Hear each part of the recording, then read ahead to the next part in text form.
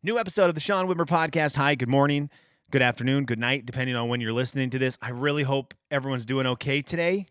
I'm seeing that there are the top trending thing when I'm recording this Tuesday morning is Texas power outage, and I'm imagining this is because of the cold. Everywhere in the United States, I think it's snowing, just everywhere. We've got snow up here in the Pacific Northwest. I know that Kentucky has had snow. I know Texas. My buddy Kenny sent us a video the other day of a bunch of snow. He had to use a broom to clear out a pathway in the snow because why would he have a snow shovel in Texas? And it just looks like a nightmare. Snow everywhere. So I hope you're safe. I hope you get power back, or I hope you have power by the time this is up. And this just stinks. I'm over the cold. I think everyone's over the cold. Snow is great at Christmas. Snow is not great in February. It's just not. Okay, coming up in just a couple of minutes, we will get into the conversation I had with Brandon, because he said yesterday I had the worst take of all time, my worst take ever. In fact, the worst take ever I had on yesterday's podcast. He will help us sort through that here in a couple minutes. I did want to start with a story you need to know today, and that is me giving you a little insight on whether or not you need to watch the documentary Framing Britney Spears. I think it's called Framing Britney Spears. Anyways, it's on Hulu. It's a New York Times documentary on Britney Spears. The main part of the Britney Spears documentary is where she's at right now in life in terms of her finances. When Britney Spears was going through a lot of the craziness and it looked like she was losing her mind, her dad took over her finances and still has control of them today. And so this whole Free Britney movement is about her dad pretty much having her entrapped financially, and everyone wants her just to be able to be in charge of all of her own stuff and do what she wants and have the access to her estate and her money and everything like a normal 40-year-old would have. And I will tell you, the Britney Spears documentary, Anna and I both love Britney Spears. And this documentary kind of lost us. It got a little boring for us. It didn't bring it like we were hoping to. I'm going to give you that heads up that it's an hour and 13 minutes. So it's not super long, but it can get super boring. We both left it. I know for sure I left it. I guess I'll speak for myself because I don't want to speak for Anna on it. I left feeling really sad for Britney Spears. Really, really sad. Because that girl got extremely famous, extremely young, and the media just drug her forever. And they still do it. The paparazzi video on that documentary by itself, without anything else, without any of the other stuff going on with her family, with her relationships, with anything, just the videos of the paparazzi and Britney Spears was enough to make me feel claustrophobic and stressed out. And I was just watching a documentary for an hour. I couldn't believe that. It made me just despise paparazzi people. It made me despise any of the pictures I've ever seen of somebody where it's, oh, here's Olivia Wilde and Harry Styles walking from coffee. And I was like, oh, that's just one picture taken by 50,000 guys and gals who were just in their face the entire time they were getting coffee. There's a scene in this where Britney Spears is just trying to sit down for lunch, and there's about 15 people on her table. And I'm not kidding when I say on her table. Pretty much leaning on her table in her face with cameras. She can't even get lunch. This documentary made me feel so bad for her, and it does show the path towards where she went and how she got there, and how she couldn't be what she wanted to be because of just all the pressure from the outside and the pressure from the inside to be famous and successful. And then, of course, her just trying to grow up and figure out, what do I like? What do I want to, who do I want to be? Do I want to be super sweet? Do I not want to be super sweet? What do I want to be? She never got to really make that decision by herself because it was always being made by other people for her.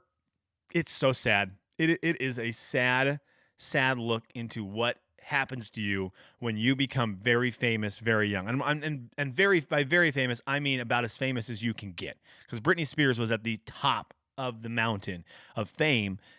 She still is, but really was in the late 90s into the early 2000s, into the mid 2000s, just crazy fame.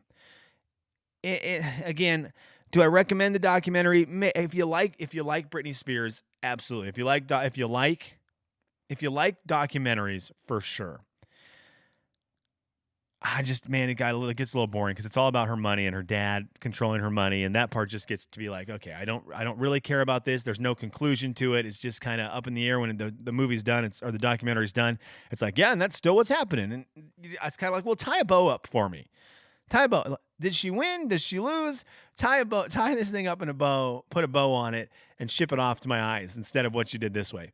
Either way, it is a very interesting look at celebrity and all that. This is just weird. There's been a lot of me focusing on the life of celebrity lately. Britney Spears stuff was crazy. The look into how your life is lost for that. Any part of normal life is gone forever if you want to or become famous. And the other thing, like the last couple weeks with the Morgan Wallen stuff and, now seeing this Britney Spears stuff, the conversation always comes up. Well, there's always a camera in your face. If there was a camera in your face all the time, you would say dumb things. Yeah, absolutely. But here's the thing with that, right? Then I guess this goes to the Morgan Wallen thing. There's some of the Britney Spears stuff that's like this. When you become totally famous, that argument can't exist. The argument of, well, if there was a camera in a locker room, think about the amount of stuff guys would say. If there was a camera in just like a high school basketball locker room, or if there was a camera down at Peaceful Valley basketball just a pickup, think about the things you would say. You guys would all be in trouble too. Yes. Thank you. That's a terrible argument when it comes to celebrity because we aren't famous. We're not going to lose anything from this. We don't have record deals that are making us millions of dollars. We don't have these touring schedules. We don't have this public limelight on us. The people in a high school basketball gym aren't worried about that stuff. It's different with celebrity. You do not get the same rules because it's not flipped the other way. I can't just walk into a restaurant and get the ultimate treatment, right? Joe Schmo can't go to a car dealership and someone's like, oh, you're Joe Schmo. Here's a free car because we want you to have it. So that argument of well, if there was normal people who had the cameras on them, they would make these mistakes too. That's a crap argument. It's a dumb argument because you can't flip arguments the other way for Joe Schmo. Becoming famous requires a lot of responsibility. With great fame requires great responsibility. Spider-Man probably said in one of the different multiverses of Marvel. So there you go, Britney Spears. Watch it, but go into it with a little bit of trepidation because it's not like this Britney Spears rah, let's cover her life. It's more of a Britney Spears, here is part of her life, but also let's really focus on the fact her dad is in control of her finances and that needs to end. And that Britney Spears they do a whole thing on like Britney Spears has mental issues. And I know that's a really big thing right now is to be very, and it should be a big thing, is to deal with mental issues very safely and very respectfully and to deal with them, right? That this is a real thing and it needs to be taken care of. I felt a little weird about part of it because I did feel like they went towards the mental issue stuff and they never talked to Britney Spears. So there was part of me that felt very awkward watching it where it was a lot of, hey, this is what we see from the outside. So now we're going to do what we're kind of making fun of all the media people doing. We're going to speculate a little bit. And I thought that kind of rubbed me a little wrong, but I did leave it feeling very bad for Britney Spears. Okay, let's get to Brandon. Let's get to Brandon A. Rose. This is the dude. I love Brandon. I'm telling you, I told him yesterday, I think that guy's one of the most talented people that I know, just in terms of creativity and what he does. He's got great stuff over on his podcast, Bros Knows podcast. He's doing it 3 days a week. He's incorporated video with it, so you can watch him on YouTube, just like you can watch this one on YouTube, just like you can watch my podcast on YouTube. But he does a cool job with it. He's like I said, he's very creative. He is very sincere. I really love the kid. And he's not necessarily a kid, but I will always think he is because I met him when he was really young. Anyways, he texted me yesterday, and his text just said, I love you. I said, I love you. And I just read that going, here comes the but.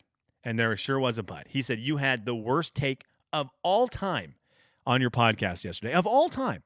I said, what, Brandon? You're kidding me. Of all time? He goes, yeah. And he is into NASCAR. So we're going to talk right now, and I know you immediately go, he's into NASCAR. I'm going to shut the podcast off. We try to do a very anyone's perspective NASCAR. If you know nothing about NASCAR, this would be a little bit interesting for you. I was interested talking to him about it. I think it's going to be interesting to listen to, so I'd recommend staying tuned for this. If not, if NASCAR just turned you off immediately, well then, adios, toodles. Don't forget to review the podcast on iTunes. If you go to YouTube and watch the YouTube video, hey, I'd love it if you subscribe to the YouTube channel. I'd love it if you hit the thumbs up button. But the iTunes thing, trying to get to 100 reviews by the end of the year, to the Hawks fan who just sent the nicest message on the reviews, iTunes reviews. Thank you so much. That meant a lot to me. So thank you for that. We're getting closer to that goal of 100 reviews by the end of the year. Here is Brandon A. Rose. Brandon A. Rose, the guest. Wait. Oh, hit me. Are we getting your? Oh, let's do. Are we doing the? What is it called again? Thumbnail. Thumbnail. Let's do it. Ready? 3, 2, 1. Okay, thank you. Okay, perfect. We are recording this podcast for audio, but also there's a video angle, so Brandon and I have to take care of that because we're now thumbnail people. We're now clickbaiters. We are. We're trying so hard to be clickbaiters. I think the play on YouTube is the titles on our YouTube videos. Mine are going to start being different than my actual podcast name because I need the clickbait title. Yep. Nope, 100%. It has to be. Like my last one, I just put 12-year-old drops the best pickup line. See, that's a great play because it's right. Like that's a great. I'll click it. I want to know what 12-year-old has more game than us. You know, like that's a big deal. Literally every 12-year-old has more game than me, Sean. Not true. Okay, Brandon. Why am I no? And when it comes to like messages, like messages on devices, I'm terrible. Okay, don't but do like this. In person, I can converse well. Okay, Brandon. On audio, people can't see this. So on video, they can. But you're gonna have to say what I'm doing. What am I doing right now? He's opening a water bottle. I'm slowly. opening. He's taking off the lid. That's called opening, right? And now that I've opened this water, I can drink it, right? Slowly taking a drink. Oh, he slipped. So I opened it. Now I can drink it, right? You see how that works? Yeah. You opened it. So now I can drink it. Are you sliding into DMs? What do I need to know? What's going on? Brandon, here's the deal. I never ask you because I respect you. What's going on in the dating world? You opened the worms. I didn't. I don't know that I necessarily opened the worms. I don't know that I opened the can of worms there. Do I need to do a thing in the podcast where I play it back right here? All I said is I'm better at conversing with people in person than I am over messages. Is that not true? It sounded like there was messages happening. That's where the worms got opened. Like it sounds like maybe there's messages. I mean, there's no. I don't know. I haven't been single in a long time, Brandon, and so I don't know. And so I kind of need to live vicariously through people. Ann and I crave this kind of stuff. You guys just want to take over my DMs and do the work for me or what? Because we're not as good as you at them. Okay, so Brandon is the guest. What do you mean? I'm terrible at it. I need you. We'd love to, but I feel like that's just a recipe for disaster because when you're in a relationship, like a long-term one, you get a little loosey-goosey with the messaging, right? You get a little confidence, the confidence you probably shouldn't have. It's like, well, we'll just shoot this shot right here. And you think, well, that's not what I would have done when I was single, but now that I'm on someone else's account, whatever. Okay, fair enough. So I don't know that we should be doing that. Brandon, we have to do a podcast because I offended you. You sent me a message today that started with this. It said, "You know I love you, but," and I knew that. Well, you didn't even say "but." I just knew the "but" was there, right? I just said, "Uh oh," right. And inferred, always an inferred "but." Yes, between us. And so that might be an inferred "but" reference. Might be. I would probably that would probably need to stay out of the sliding into DMs. No inferred "buts," but it could be a good YouTube title. I'm doing the audio people can't hear it, but I'm doing another thumbnail post.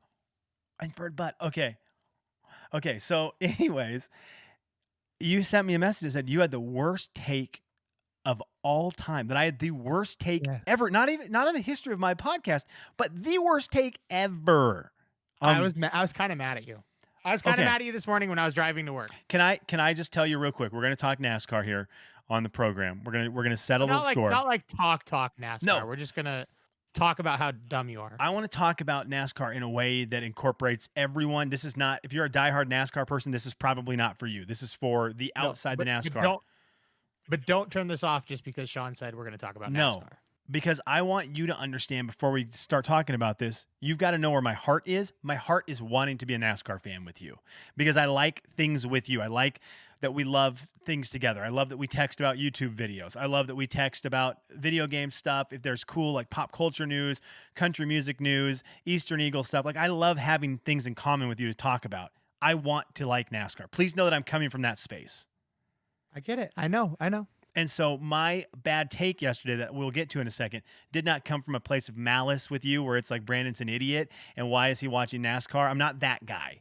I Because know. in my life, I have turned to a person who wants to like everything, because the more you like, the more you have to make you happy. And that's Hmm. valuable. That's as valuable as the coin you're going to talk about on the Bros Knows podcast at some point. Everyone needs to go check that out.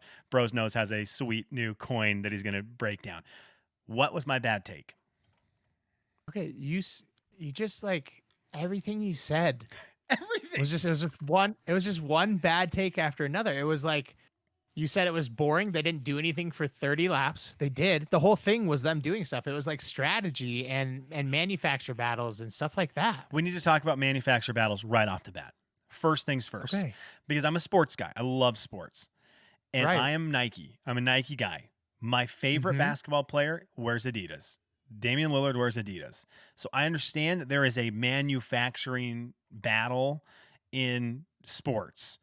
But come on, that does not matter, and I shouldn't care about that It, when the game is going. Like, I shouldn't last it's night have like been like, "Oh, it's Lillard's it's going to hit one the of the shot." most important things in auto racing. So, okay, so I might be a total disconnect because I know zero about cars and I care zero about what's inside my car. Zero. Okay, so think about it kind of like this. So you have a favorite player in the NBA. You like, I don't know if Dame's your favorite. Is Dame your Dame's favorite? my favorite. He's my favorite player. Okay, Dame's your favorite, but the Blazers are your favorite team. Yeah. So inside NASCAR, you have your favorite drivers, Okay. and you have teams that you like because your favorite driver is probably on that team. So I'm a Chase Elliott guy. I like Hendrick Motorsports because of it. But those two things fall under the Chevy umbrella. And I own a Chevy.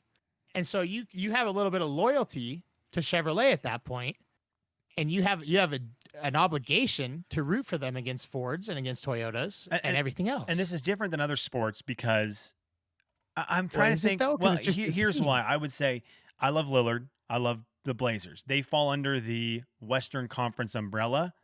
But when the NBA Finals roll around, I'm not always cheering for another Western Conference team because I'm kind of like that should be the Blazers. So that part is a little different, I think. I also am that way with Big Sky football because I love the Eastern Eagles.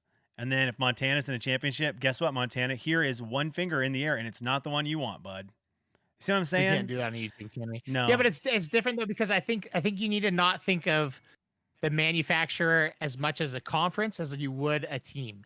I think that like that's how NASCAR fans view it is this is my team. I want a Chevrolet to win. If Chase Elliott wins, if Damian Lillard drops 45 points, Okay. it's that much sweeter. But if my guys win, then my guys win. Okay, so this is good. This is good. This is good knowledge. So and I want to be with your guys because that's going to make things more fun. So I'm now a Chevy guy. I don't know why we chose Chevys, but I'm now a Chevy. Well, it all started because Garrett and Miles had Chevys, and then Jordan Davis dropped Church in a Chevy. Okay. And so when I was deciding on cars, I listened to Church in a Chevy on my way there. I bought a Chevy. Then we got into NASCAR. Okay, Here we so are. I'm Team Chevy. Here's my next problem with it, and maybe you can help with this. This is funny, Brandon. The very first job I had in radio was helping produce a NASCAR show on the weekends, Speed Sport Really? Report, every Saturday morning at 9:00 a.m. or maybe it was 8:00. And I had to go in and help the guys get on the radio and field their phone calls and put together their imaging and all this stuff. So I remember this was the time I was talking about yesterday on my podcast where I was talking about trying to get into NASCAR because I thought the more I know about this, the better I can be on this show, and maybe that will give me some credibility to move up on the corporate ladder of radio.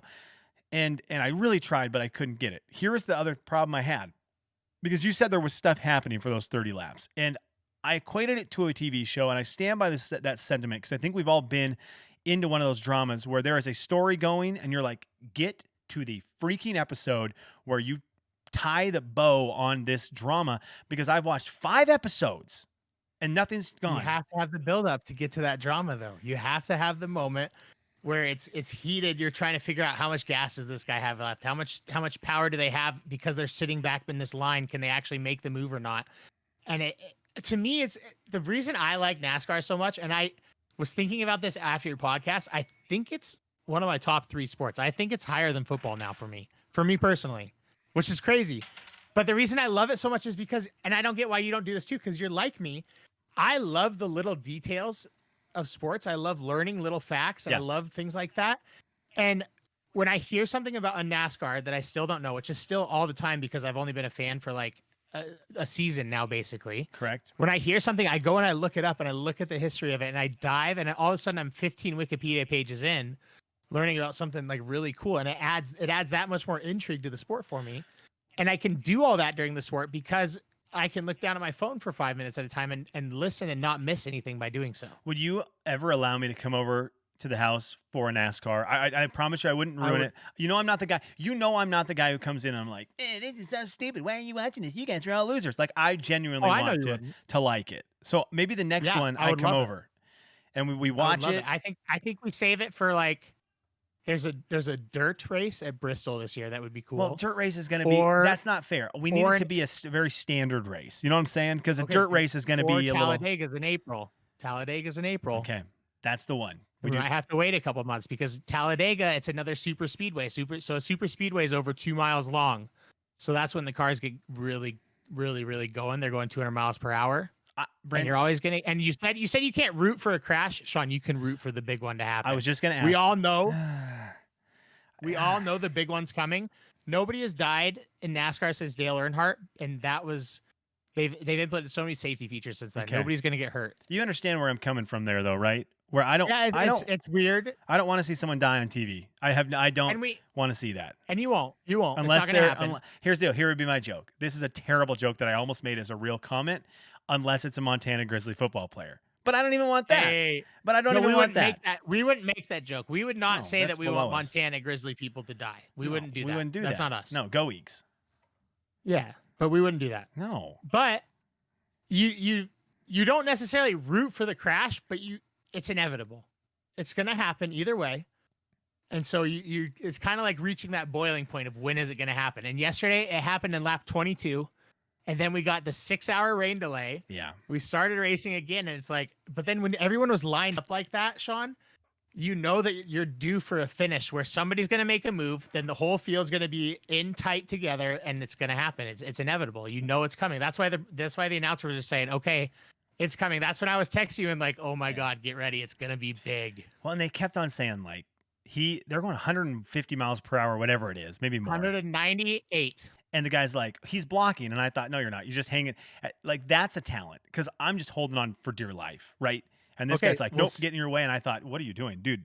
So I want to and the cars have so much momentum. See, this is where I get kind of, sorry. Yeah, you're nerdy. The cars have so much momentum because of each other. So the second that those Chevys drop down to the inside or whatever was going to happen in that moment, it changes everything. And it just slows down those front cars. And all of a sudden they have more power than the other car. It's just, it's fun. It's exciting. Okay. I'm coming over for an episode. I can't wait. A race. Episode of coming over for NASCAR. The Challenge, the TV show, The Challenge, which you don't watch, which you need to on MTV, is now officially back in the top 3 sports for me. Really? Yeah. It goes. People that like that show love that show. Mine, I think, goes NBA, The Challenge, NFL. You got I don't want to ruin your coin, your Peter McKinnon coin. College basketball, dude. Number 4. Mine is. Dude, I got college basketball issues with a kid from Duke leaving today. I love college hoops, right? I love it. I just think there's a major problem with it. I think it's starting to run into a major issue where the credibility of college hoops is about to hit an all-time low. Yeah, I think we're there. Which sucks because I love college basketball. I want it to be great. That's my favorite to go to. Can we talk about the fact that? And I'm sorry, I know this is supposed to be short, but yeah. The Zags are going to win it all this year, and then people are just going to say that it doesn't count. Yes, they are, and it sucks. And then they're going to win it all again next year and be back-to-back, and they'll only be given credit for one. And then they're going to win it the next year and be back-to-back-to-back, but they're only going to be back-to-back. The recruits that are coming to Gonzaga basketball are so good. Umar Ballo, however you say his name, Omar Ballo. He's going to be gone so fast next year. Okay, I know you're anti-Omar. He should just be off the team. He's basically, to me, Omar Ballo is what the Sports Illustrated cover was to you. Okay, which it was. I was so mad about that. Like, don't put the name Cinderella around the program ever again. You're a bad writer. You're better than that. That's clickbait. Don't ever put the name Cinderella. Do that 10 years ago. It worked on you. 20 years later, I didn't read the article. Didn't click the article. Did not read it. Will not read it. It was really good. You should. You actually should. I would have loved to, but don't put the name Cinderella around this team anymore. That's old news. That's old hat. We're above that. Okay. You're better than that. You're not supposed to retweet headlines without reading the article. Twitter did that for a while. I'm cheering for Omar Ballo to be good. He's not great, but this team next year is locked and loaded to be freakish. I don't want him to be bad. He's just bad. Okay. I gotta move on because I've got to wrap it up. Okay. All right, Barrett. So NASCAR, back to NASCAR. I want to give it a shot. You're going to try to sell me on it. I'm the other thing that you have going for you, and I think this is valuable for anyone who likes sports, who likes video games. If you can get into their video game, you will like the sport millions of times more. Because I didn't grow up around the NFL at all. They didn't have football in Venezuela, but I had Madden. And I thought Madden was rad. And I knew players from Madden. I knew who was good because of Madden. Brandon is now holding up his iRacing steering wheel to get into NASCAR. I think that maybe could get me into it a little more if I had some. iRacing is so unbelievably challenging and fun. I'm in. Okay, Brandon, thank you. Is there anything else, any other takes I had that you needed to get out there that I made? I didn't mean to make you mad with it. I hope you know I was coming from a place of frustration where I want to like NASCAR and I'm just struggling to like it. You didn't make me mad. It just felt like you were wrong. I'm wrong a lot, though. I was proud that our buddy Tony said it was a great episode, so he might be with me on this. And now today he might say it's a terrible episode.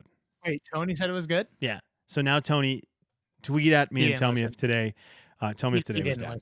Okay, B-Rose, you're the best. We've got to go record yours now. No, we don't have to do that. You're good. Goodbye. There he was. There was Brandon. Gosh dang, that guy. He's great. He loves his NASCAR. I'm excited to go over to his house and watch a race. I really am. I think that will be very fun. He's got his roommates. I bet you Tyler is into it, which will make it fun to get into it with him. I just struggle with it. Okay, here's the thing. If you have any more tips, because I have till apparently April until I'm going to be going over to his house to watch this Talladega race, the Talladega race. And if you have any tips, any advice, anything I need to be watching for, if you are a NASCAR fan and would like to have another person in your fan crew, the overall NASCAR overarching fandom, I would love to jump into that group. I mentioned it in the talk with Brandon. I love loving things. It's one of my favorite things. I want to try to get into anything and everything my friends are into. I'm not the guy who's out there hating everything. The thing I hate, unfortunately, that I just can't get into is golf. Golf is the one thing that I feel bad my buddies love. I've tried it many times, didn't work for me. It just does not have any enjoyment factor for me. So golf I can't get into, and I feel bad about that. NASCAR is going to be my new one that I'm going to try and see if I can get into it a little bit just so I can have some fun stuff. The more stuff you like, the more things that are going to make you happy, the more happy you are, the better. Did anyone else live through 2020? Didn't you wish you liked a lot of things during 2020? That would have made that year a lot better. Okay, that's it for today. I will be back tomorrow talking more. Go watch the Framing Britney Spears video documentary. It's an hour and 13 minutes. Let me know what you think of it. I left feeling sad. Go ahead. Let me know what I need to know about NASCAR. And if it is snowing in your area, stay safe. And I hope your power is on right now for this because the power outages going through the U.S. are going to suck. They're really going to suck. Have a great day, everyone. Talk to you later.